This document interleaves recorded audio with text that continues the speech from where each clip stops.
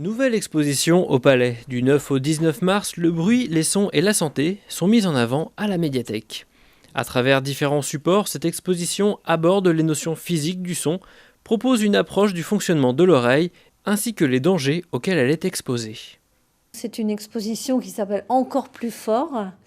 Elle est proposée par l'Agence régionale de la santé. Et en fait, c'est une proposition faite par les écoles de musique de Valette, l'association Fortissimo et puis Sol en Vigne. Donc c'est une exposition qui circule.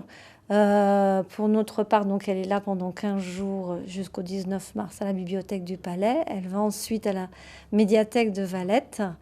Donc 15 jours à chaque fois où on peut découvrir ces panneaux qui nous donnent des informations sur le fonctionnement de l'audition et le problème des risques, enfin les risques que l'on court, les risques auditifs, les risques que l'on court si on est dans une atmosphère très bruyante, quoi. Donc c'est important au moment où on voit que les jeunes, en moyenne, écoutent 2h30 de musique, avec les baladeurs sur les oreilles par jour, quoi. Donc ce qui est quand même un temps assez important.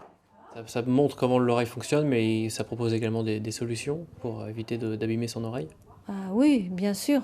Déjà, c'est d'être vigilant, de se rendre compte de la hauteur du son dans lequel on est. On se rend compte que y a des univers quand même très bruyants. C'est la problématique des musiques, de toutes les musiques amplifiées, donc des concerts aussi, et notamment aussi des fichiers MP3 qui compressent le son et qui, du coup, pose la problématique parce que comme le son est un peu, j'exagère un peu, mais unifié si on peut dire, du coup, pour en percevoir plus les différentes tonalités, on a tendance à mettre plus fort, quoi.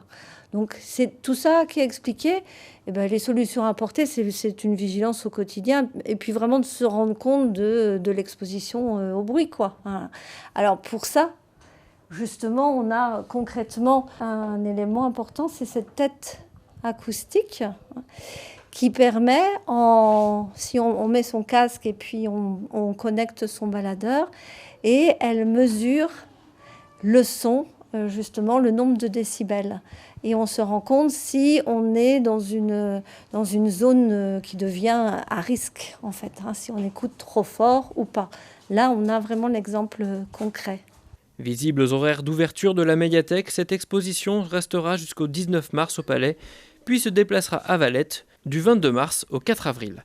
Pour plus d'informations, n'hésitez pas à consulter le site bibliothèque.cc-valette.fr.